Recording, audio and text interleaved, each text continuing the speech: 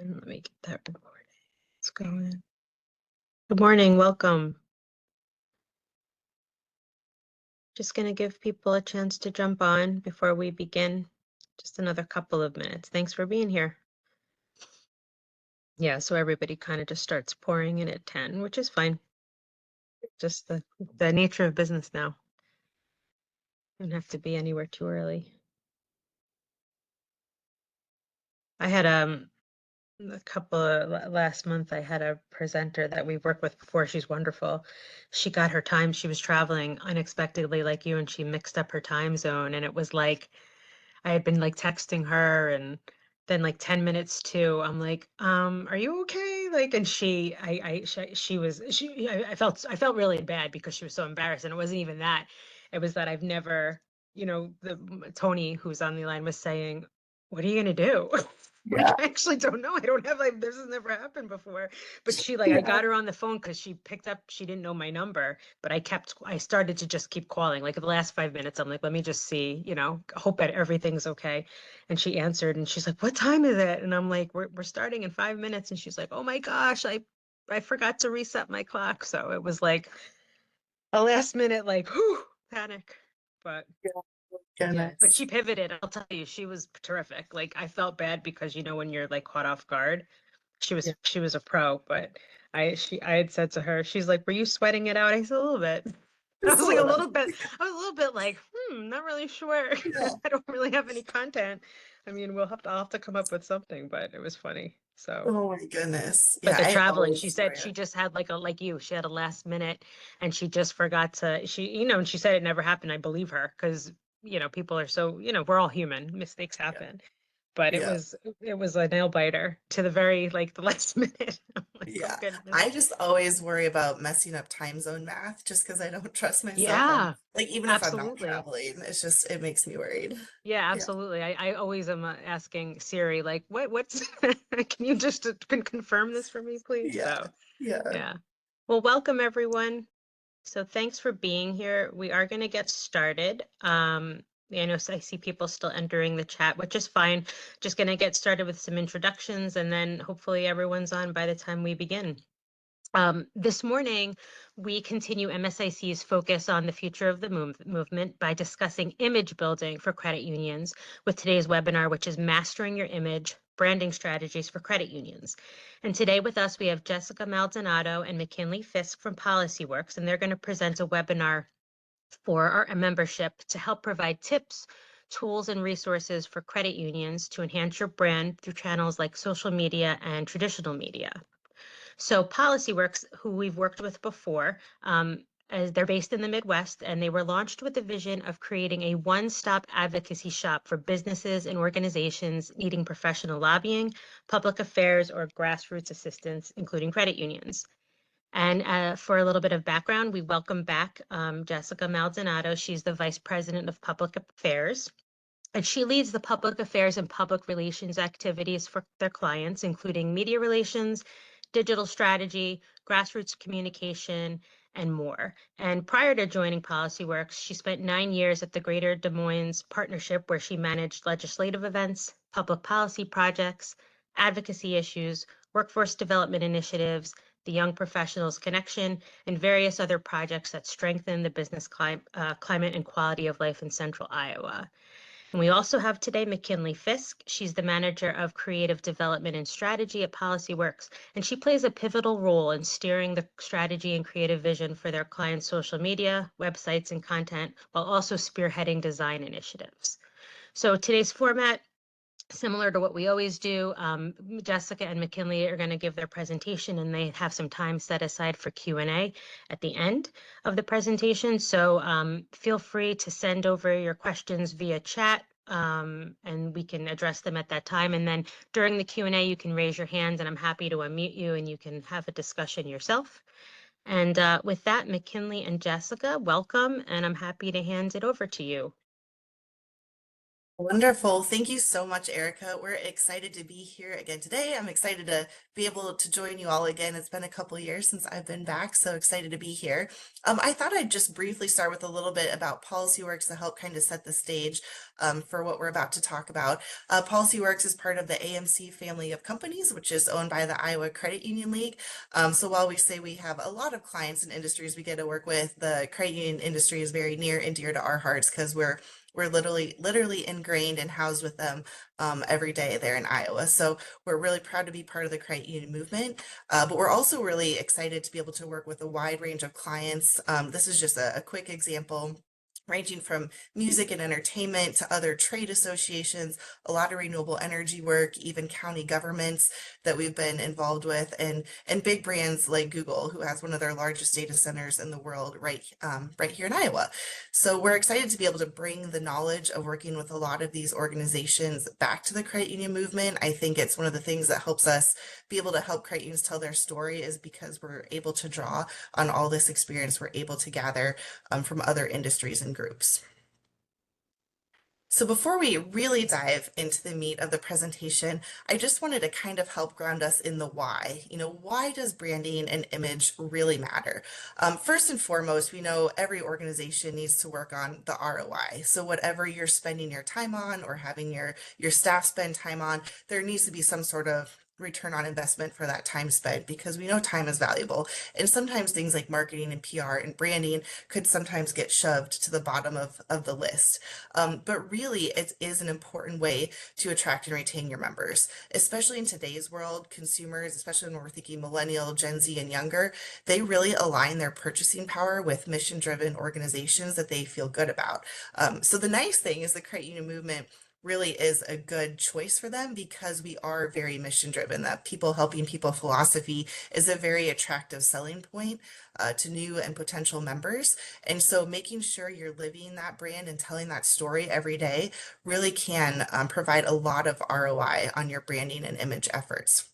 But a really good secondary benefit about your brand and image is advocacy. We know the credit union industry is a big what's the right word? We're subject to a lot of regulatory and policy framework. So advocacy is key to a lot of what our movement needs to do.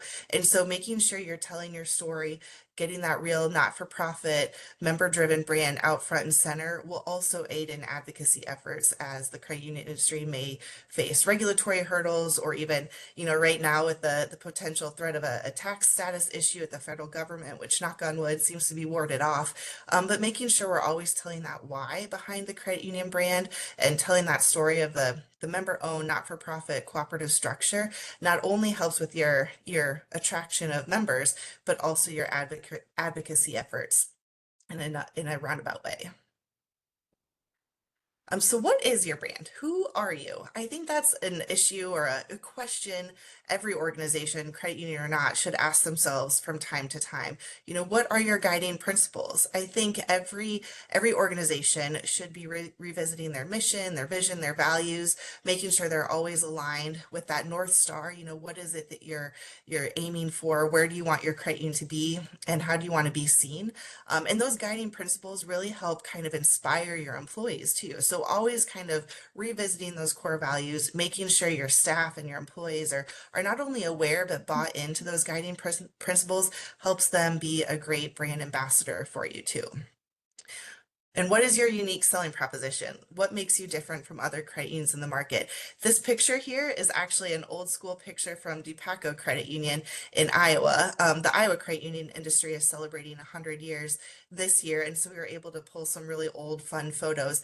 But I think every credit union, and this is a great differentiator from banks, has such a unique selling proposition and story to tell. So Dupaco, for example, started as a meat packing plant credit union. People pulled their purchasing power together at that meat packing plant, and that's how the credit union was born.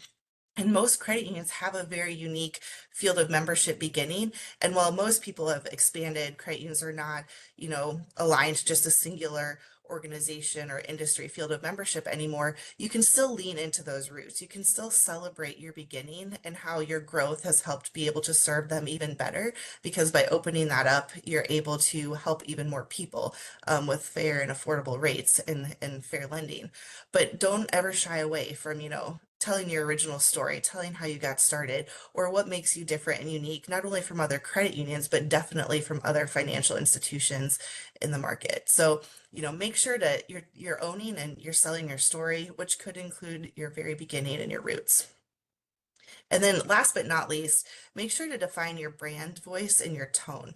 And for financial industry, sometimes you can't be too informal because there is a lot of regulation that I know we're all facing. But, do you want to be a little bit more playful? Do you want to just completely have a black and white professional tone?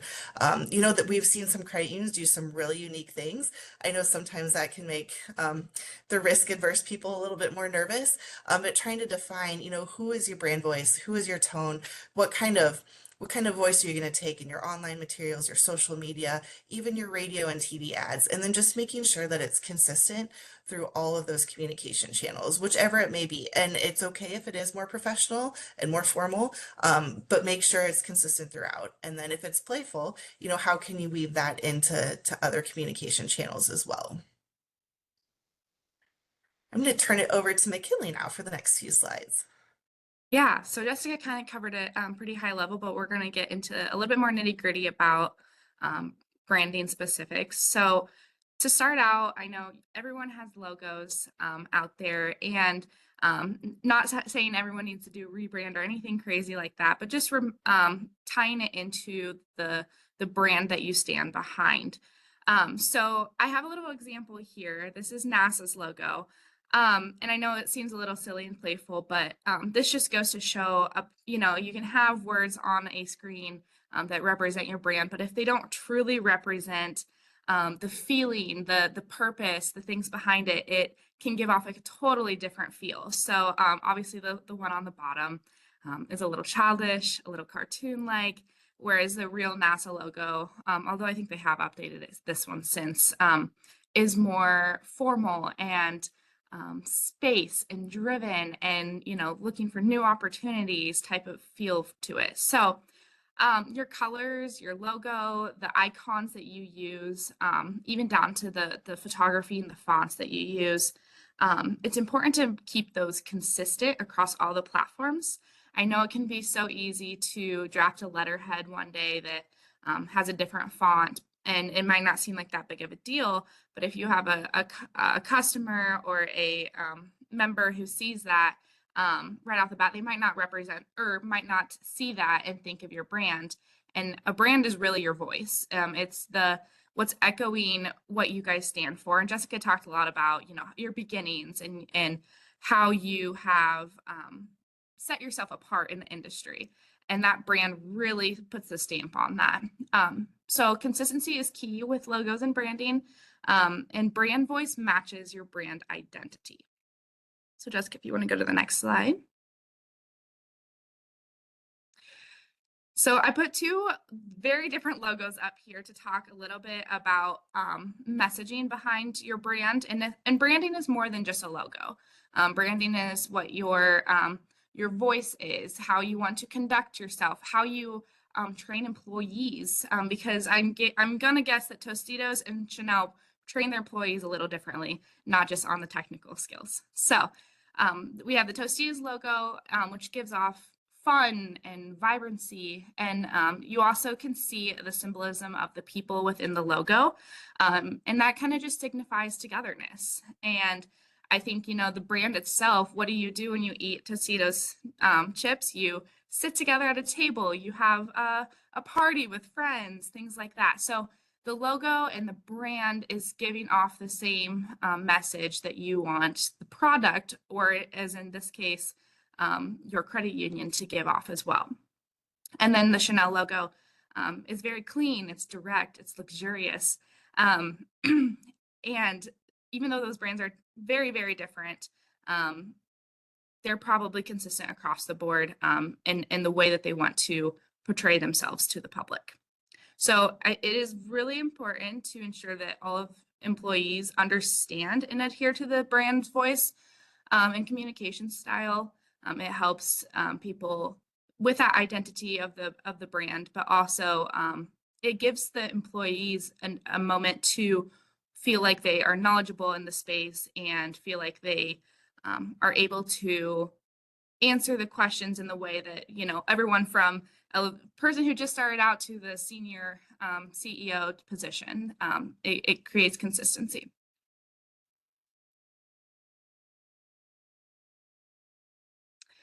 And then this is an example of why it's important to be consistent across the board, and an example of a company that, you know, does a pretty good job of this. So whether it's your website or social media posts, blogs, campaigns, having it be consistent across the board just really helps elevate that brand values, those brand messaging. So this is just an example from Hertz Car Rentals. Everything from what you see on the outside of the buildings, of the actual brick and mortar buildings, to a website, to a social media post. It all gives off the same feel, and it makes it look familiar. And, you know, I think there's a stat out there that a person needs to see something 7 times for truly to sink in.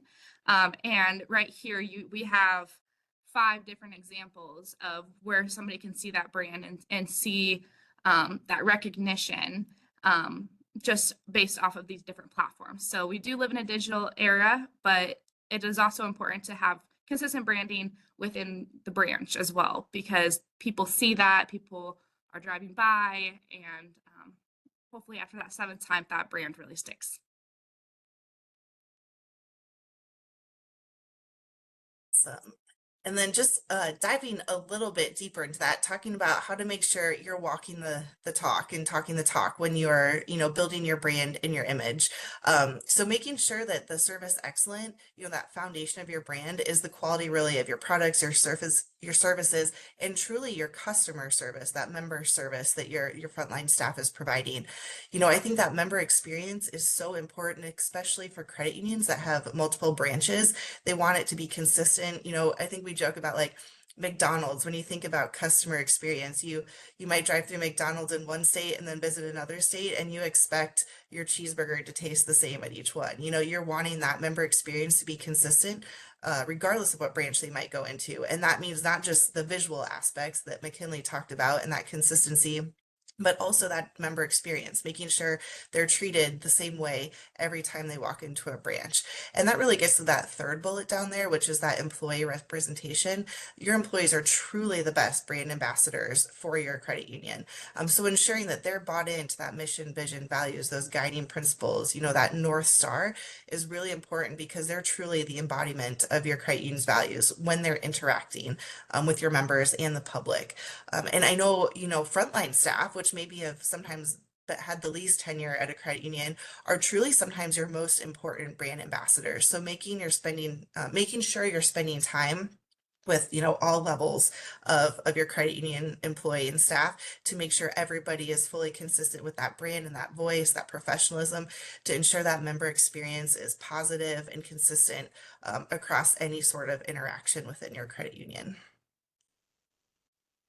And the importance of an online presence in a post-COVID world. This was really important even before then, but making sure that you're doing everything you can to optimize your online presence for your brand. So there's really simple things when they talk about like search engine optimization and ensuring you're found online. There's a lot of free tools you can leverage. For example, if you have not claimed your listing on Google, you need to make sure to go do that, because if somebody is typing in a Google search like credit union near me or credit unions in whatever state, you want to make sure you're found, and it's free and easy to do that. You can go on and claim your listing on Google Maps. They'll mail you, I think, a postcard. It's been a while since I've done it, but make sure you get verified and listed, because then you can add your website, you can add photos, you can add your hours, you can add your branch locations, making sure that you're easily found by consumers and potential new members who are really just going online to try to find services and products, because we know people are visiting branches less and less, and that makes your online presence even more important.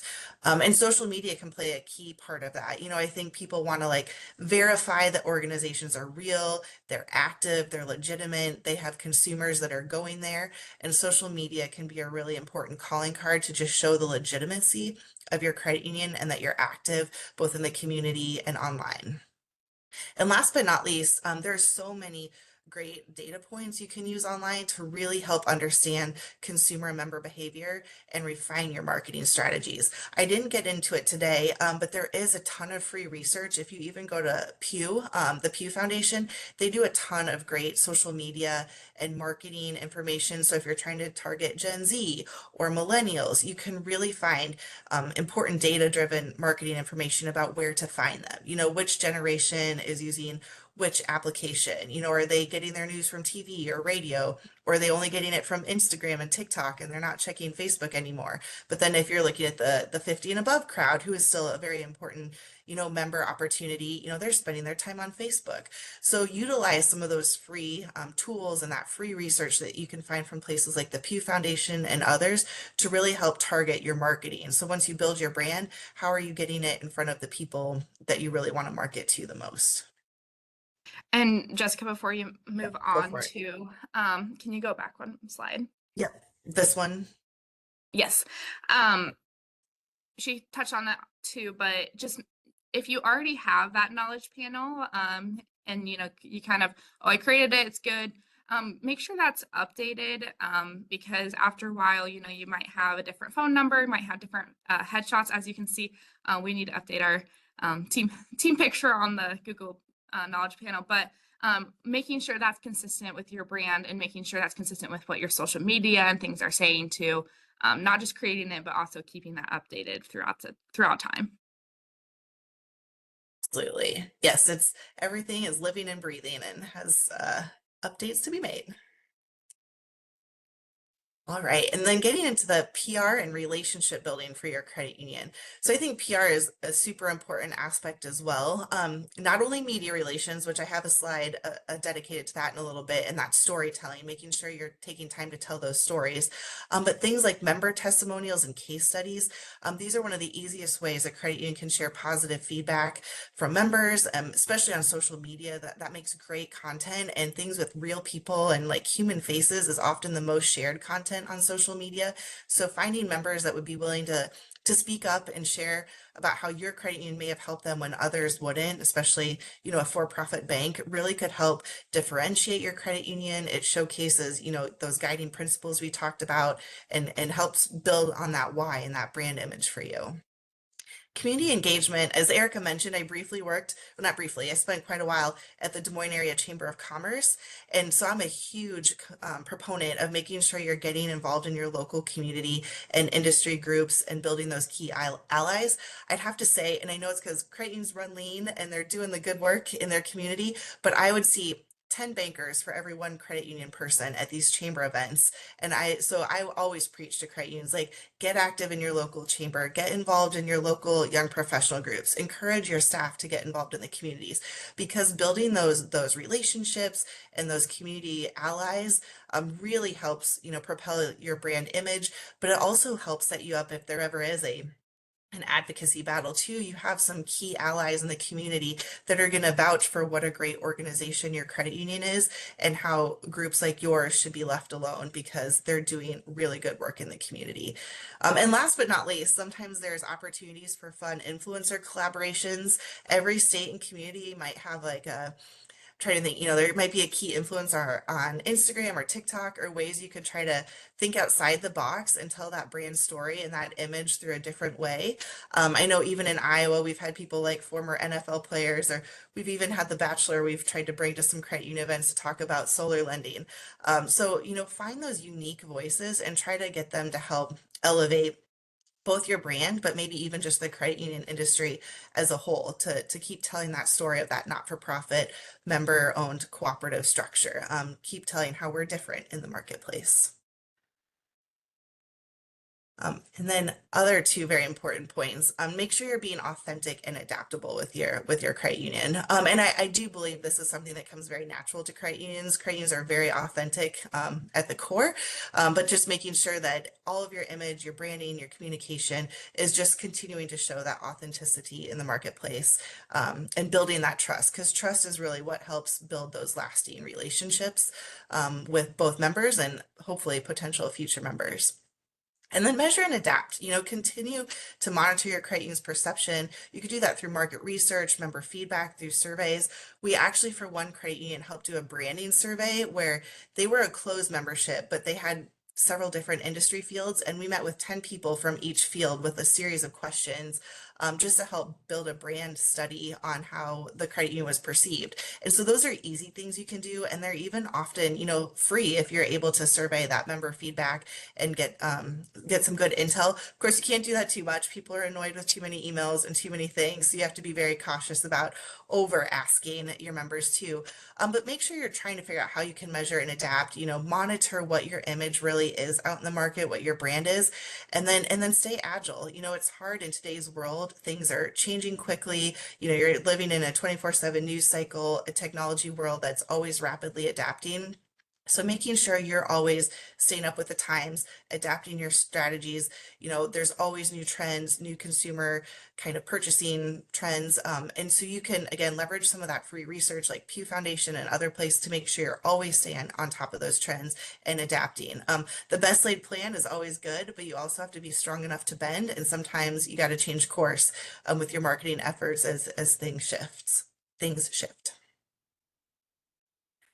Another thing I'm a huge proponent of is making sure, especially on social media or in any of your paid media efforts, make sure you're selling the why, not the rates, because any financial institution, and including a bank, can just go out there and post about low rates. But if you take an example from really important brands and big brands in the market, they've shifted that over the years. This is an example from Ford. So this left side is a really old magazine article, and as you can tell, the magazine article, the ad is trying to sell low costs, right? So they're trying to say Ford is the cheapest. We can keep your costs low, which is still important. There are still people that are out there just looking solely for the lowest rate.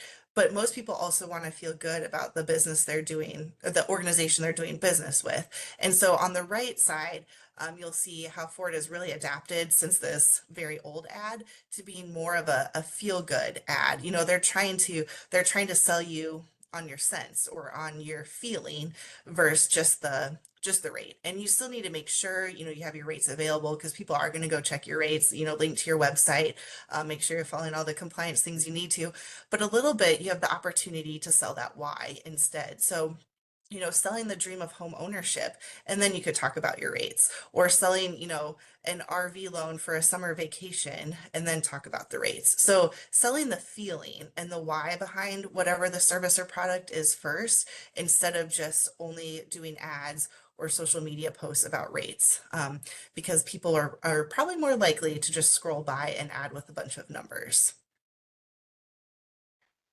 And this is always one of my favorite ones. Nike is one of my favorite brands to follow, because I think their images and their videos are just so impactful, and nowhere on any of them does it often even say the product they're selling. There's never a cost. Like if you think about the Air Jordan and the Michael Jordan era, Nike has never told you their shoes are the cheapest. In fact, it's probably common knowledge that they're not. But Nike's trying to sell you on what those shoes mean and how they feel. I used to have a picture of Michael Jordan on this slide, but I had to change it to our own Iowa favorite, Caitlin Clark, because she's from right here in West Des Moines. But Nike's signed her with multi-million-dollar deal. She's got her own shoes, she's got everything, but you never see the actual shoes, the price, or anything in the ad. They're selling the feeling, like they're selling the inspiration, and they're like, you can be this person too if you put in the work and do all the things. So if you don't follow Nike on social media, I really would recommend doing it, just because their videos, their posts are just so impactful and inspirational. And I think it helps create new ideas for everyone going forward. And I love it. And the other thing, too, according to research, Gen Z, if it doesn't have 8 words or less on it, they're not even going to read it. They're just going to scroll by. So that's why a big picture like this with just a few words, like that will capture attention and that will inspire some consumer purchasing or pique their interest at least. If it's got too many words on it, they're just going to scroll right by. So wanted to make sure to mention that too.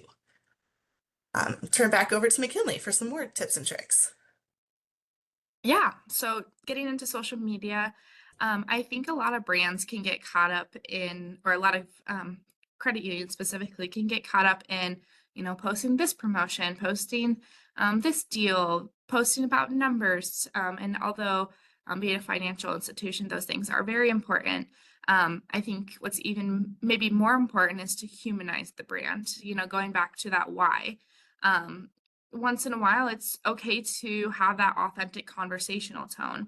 I think it shows people that, you're real people behind that brand, that you have feelings, you have a mission, you have something more than just this, like a stale cover in front. So humanizing that brand is very important, as well as educating, not just promoting. So going back to, not just posting all these promos, like we have this rate today, things like that. But share financial tips. A lot of credit unions have a couple people, if not all of them, that are very knowledgeable in the space and have some really great key pointers that they can share with the public, whether it's something that's very in today's world, whether, talking about current events and current financial status of the world and how to navigate things like that too. Hey, if you have a kid going off to college, here are some tips that you should share with them. So becoming that thought leader, not only within the credit union, but also on social media, can help humanize that brand as well. And also sharing things like local news, ribbon cuttings, things like that, community partnerships. Don't be afraid to tag other businesses that you partner with, because when you tag them, that brings more visibility to you. And then just being a resource instead of just a place of business. And then lastly, engage with the audience. I feel like this is something that's most often overlooked. I think it's very easily to get into this habitual posting of, sharing content and things like that. But something that's really important is to engage with that audience. Not only will that help with the algorithms, having your posts pop up first, but it, again, humanizes you. So here we have a tweet from somebody who said, a text from my sis I'll share. Sometimes when I get bored, I go to Starbucks to hear all the nice compliments that the workers give me. And then Starbucks actually retweeted it, or X now, I guess you can say, and just said, please tell your sister she's the best. That right there just humanizes the brand of Starbucks completely. Somebody sees that and sees a response. It makes them more trustworthy, makes them feel more relatable, and again, can eventually turn into more maybe ROI and down the road or in different ways. So yeah, humanization of your brand is good. Educate, don't just promote, and then engage with your audience, which is often overlooked, but it is very, very important because it does reflect that members first mentality.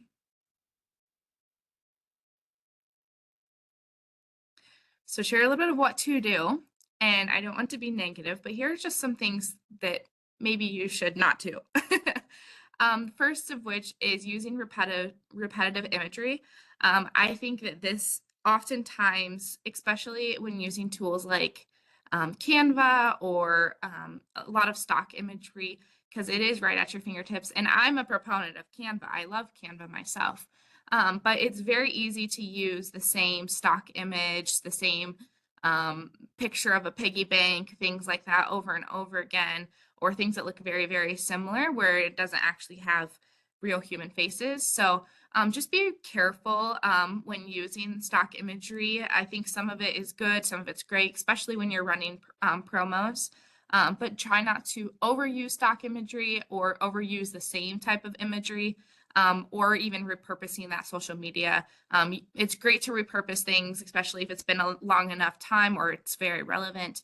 But if you start using things too much, then people are going to get tired and maybe hit that unfollow button a little bit sooner. With that, I'm also a photographer, so I'm going to put a little plug in is hire somebody to come do photography in your branch.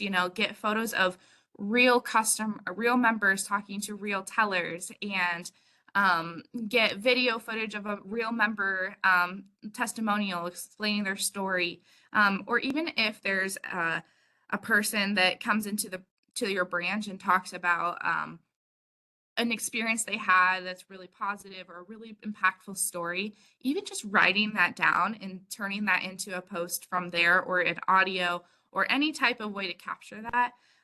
Those are great ways to avoid using that repetitive imagery and use something that's real that people recognize. Next is trendy does not always mean applicable. It's a double-edged sword because sometimes trends can be super helpful. Everybody wants to go viral, but at the same time, if it's something that doesn't align well with your brand tone and values, it's going to be more harmful than anything. So really, when looking at those trends, if it is something that aligns, hop on it right away. Don't wait, because the sooner the better. But if you're seeing a trend and you think, well, maybe we could flex a little bit and try to, it always comes down to you want to be consistent with that brand voice and that your values. So even though, yes, you could go viral, it doesn't always mean that it's the best option to do. And then lastly, posting without a second set of eyes. I've been guilty of this at times, typos, tone issues, things like that. It's always best to have at least a second set of eyes. I know sometimes too many eyes can cause the process to be slowed down greatly, but maybe just a quick glance or a quick run through, or even utilizing technology like AI or Grammarly, things like that, just to run things through one more time before they go out. For example, YouTube, which is a very, very big brand, posted this, and they used not an American flag for what they were trying to be an American flag. And so they kind of got not in trouble, but it didn't look so great on YouTube. So very, very simple, very small things that I'm sure somebody didn't catch. So it's always important to have somebody review posts before they go out. If not a person, maybe AI or something of that sort, a technology, to make sure that everything aligns well and that there is not any big red flags.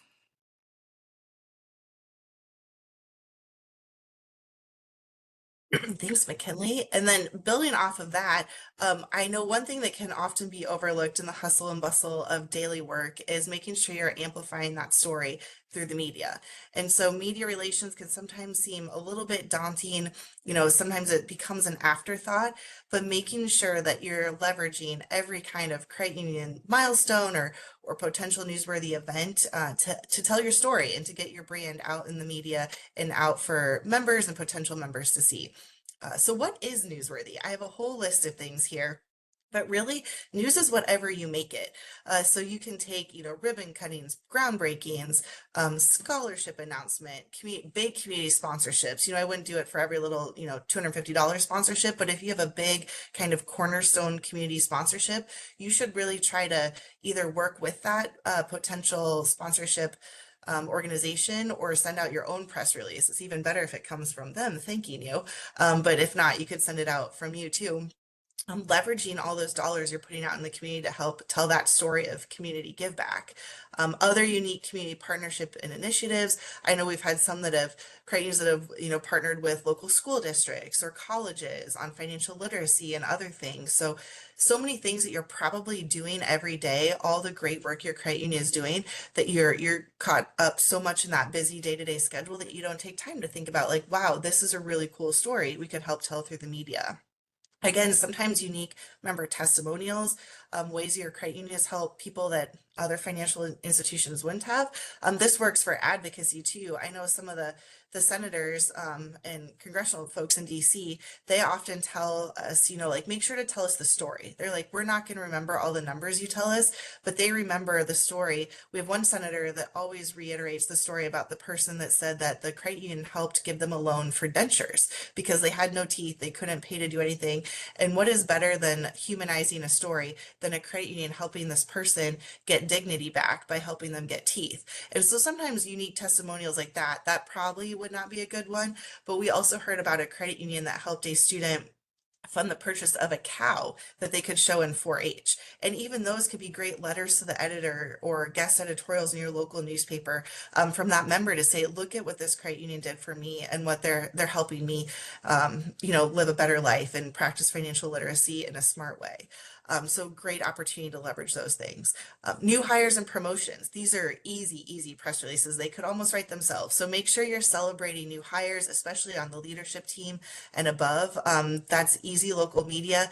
And every time you send that out, you make sure you always have a blurb in that newsletter about, who your credit union is, how you got started. Make sure you never forget to include that you're not for profit, cooperatively owned, a member driven organization, because you want to just reiterate and tell that story over and over again in every avenue you have available. And then data. I think data always tells a story, and we don't always stop and listen to what it has to tell us. I know, especially during COVID era, there was actually some really unique loan data that came out from different parts of the community in Iowa, and we actually worked with the Iowa Credit Union Foundation to use that data to tell a story of need and where help was most needed as people were trying to navigate the pandemic. So sometimes even just taking a step back, looking at trends and data, is it housing? Is it, different things that might be impacting your community? And you could use that story as a news release or something through the media. Again, you can't have anything, identifiable for members as part of that. This would be aggregate data. These would be shifts or trends that you're seeing in the marketplace, but media eats that stuff up. Media loves data. And so if you have any sort of 5 trends we're seeing in the market in the local community, they would probably print that. So just make sure you're taking time to review the data, not only to help your own credit union understand what's going on in the credit union, but seeing if there might be a story that data could tell. And what is all of this matter? So as we got back to kind of the very first slide, when we talked about the why behind branding and imaging, at the end of the day, you really want to turn those members into brand champions for your credit union.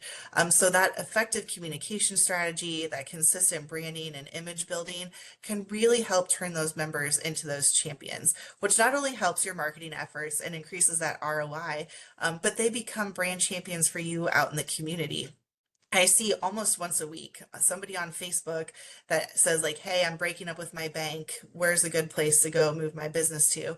And you see people writing comments on that Facebook post, and you want your members to be writing your credit union there, because nobody, no ad you could pay for would outpace a testimonial from a real life person on Facebook, a friend or family member or neighbor of somebody saying that your credit union is a great place to put their money and be a part of. So all of this helps build that relationship with your members, build up that brand, that trustworthiness, that authenticity, so that when those opportunities arise, you want to make sure that your members are sharing your credit union in those spaces. So that's the end of our official slides, and we'd love to help take some questions. Hi, thank you so much. That was great. We did have a couple of questions come in, so I'll just jump right into them. Somebody hold on, sorry, just have to pull up, it's long. Is there anything to the simple 80-20 rule where 80% of posts should be fun and entertaining or useful to your audience, and only 20% of content should be related to a financial product or service of some kind? Yes, I'll go first, and I know McKinley probably has thoughts. I do believe there's something to that. We do a lot with the music industry too, and different bands and venues, and we find engagement significantly drops off. We call it the 3-to-1 rule, which is probably statistically 80-20. I'm not good at math, but yes, like they say like you should give them 3 fun things for every one thing you're asking. So when we do, so for example, for a band, at the end of the day, we need to sell tickets to shows. But if every post is just trying to sell concert tickets, we see engagement like totally tank. And so we throw in throwback photos or behind the scenes or fun photos. So yes, I would definitely encourage a credit union to do the same thing. And we've tried to do that with credit unions too, like find old fun photos that kind of, again, tell that story of your roots and things with people in it. So yes, I definitely think there is truth to that, because you will see engagement start to wane on your social media if there's too much selling. And Okay, not, and what if, oh, sorry, go ahead, sorry. McKinley. And not only that too is that you might have followers that engage less or more with that 80/20 rule, but you're also going to get more unfollows if you're constantly posting asks and promotions and things like that. Think about it of your own social media. If you're having basically numbers pop up on your screen all the time, you're going to get tired of seeing it. So Right. you not only want to hold those followers there and encourage them to gain and to engage, but you also want to avoid losing those followers, because usually once you lose a follower, it's really hard to get them to follow back. Okay, and this person said that they came on a little bit late, so they wanted to know, how do you keep generating content for your social media platforms day after day and week after week? How often is enough and how often is too much? It's $1 million question. Yeah, right? Um, um, we do content calendars. I recommend doing content calendars. So whether that's a fancy platform doing that on, or an Excel sheet or a Google Doc, things like that, mapping out your content for the month ahead, or, if you're a little bit shorter staffed, you can also do a couple months in advance. And then just remember that, when those things that are timely and relevant pop up, to just be posting those in real time on top of the content calendar. In a perfect world, I would recommend posting minimum of 2 times a week. I would Okay. say that that's probably on the minimum side. If you can post every day, that's amazing. But think about quality over quantity. The posts that you're putting out, if they're engaging, they're interesting, if they're holding the attention of your followers, those are more important to only maybe post once or twice a week than if you're posting every day and it's just words. Got it. Yep. And Okay, and the, I yep, would go ahead. second the quality over quantity. And then also make sure you're not posting on top of yourself, which is why that calendar is so important that McKinley mentioned. Because if you post something new, it's going to bump your old one out of the algorithm and stop serving it to people. So if you do have a really good engaging post, like let it go for a couple of days and let the content keep going. Because the second you post something else, like that's going to bump it down in the algorithm. So making sure you're not over posting and posting on top of yourself and killing your own good post with too much content that may not be as quality as the one you had already had up. So I know that some of our larger credit unions are able to outsource some of their social media workload, but it does sound like from what you're saying that it is manageable as a smaller shop to manage your own social media content. The calendar thing is a great idea, to kind of map it out. I think taking it on a daily basis, trying to, create something every day, would be difficult for, especially if you're working with a smaller staff. Okay. And then we have one more question, and this is something actually I have I was curious about too. Are hashtags actually effective? Do you want me to start? Yeah, you first. Okay. Um, I believe that they are, as far as when it comes to algorithm. I think that there's becoming less and less people who are specifically researching hashtags. If they are, I feel like it's more on the Instagram platform. Back in the day, I think hashtags were searched, so people would look for hashtag this or hashtag these catchy little things. And although those are good to group things, like, so if you're having a conference hashtag is helpful because people who are going back to look for photos can research that hashtag. Right. But as far as what it does for engagement, I think it's more about algorithms. So if you're hashtagging things that are very, very relevant to what you put in your post, I think that will help boost your content within the algorithm of the social media platform. So if you're hashtagging social media tips and tricks or hashtag credit unions in Massachusetts, things like that, people whose feed already kind of fall under those categories, it's going to generate as more higher up in the algorithm for those people to see on their platforms. Yes, there has been a new theory recently. If any of you are on Instagram or TikTok, that the reels and the TikTok videos have actually been penalizing overuse of hashtags. And so I don't know if there's any like truth to that or not, but like a lot of people would be tagging like the explore page or the for you page on TikTok, and there's been some studies or some rumblings that like now sometimes if you have too many like you're trying too hard to get in everybody's news feed, it's actually hindering you. So like using smart ones like McKinley mentioned that would be relevant to people you're trying to reach matter, but overusing them I think could actually get you bumped down a little bit Oh, and perform interesting. as good. So it is tricky. Yeah, it's hard to stay on top of all of it. That is tricky, especially since the rules change all the time. But No, that's good to know. I don't think there's any harm to not using them on some Right. posts, especially when it's very internal, like, celebrating a staff member, things like that. Nobody's going to be researching anything other than that specific person's name if they're going to be looking for that specific post. But I would recommend anywhere from like 1 to 3 is probably like the sweet spot as for how many hashtags are needed on a post if you're going to use them at all. All right, that's really interesting. Yeah, I actually wasn't sure of the relevance of hashtags anymore, so it's interesting to know that they still are relevant. Actually, they I didn't like you said, Jessica, they could be too used, overly used in some cases. So, yeah.